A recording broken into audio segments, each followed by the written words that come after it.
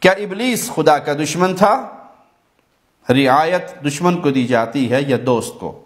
آدم کو تو رعایت نہ ملی مگر ابلیس کو رعایت مل گئی۔ جی، ابلیس اللہ کا دشمن تھا۔ آپ کس چیز کو رعایت سمجھ رہے ہیں؟ آدم علیہ السلام نے معافی مانگی، اللہ نے معاف کر دیا۔ ابلیس نے معافی مانگی نہیں۔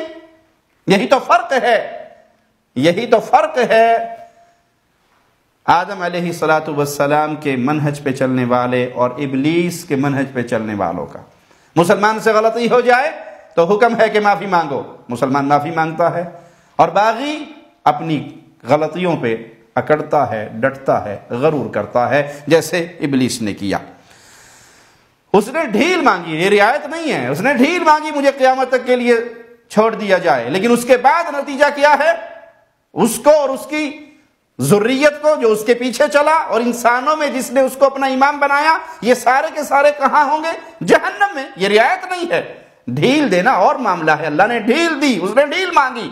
آدم علیہ السلام نے معافی مانگی اور اللہ نے آدم علیہ السلام کو معاف کر دیا۔ فَتَلَقَّى آدَمُ مِن رَبِّهِ كَلِمَاتٍ فَتَابَ عَلَيْهِ إِنَّهُ هُوَ التَّوَّابُ الرَّحِيمُ۔ یہ ہے آدم علیہ السلام کا منہج۔ غلطی ہوئی، اللہ سے معافی مانگ لی، تو جو اب اس راستے پہ چلتا ہے اس سے اگر غلطی ہو جائے تو وہ معافی مانگ لے۔ اللہ معاف کرنے والا، رحم کرنے والا ہے۔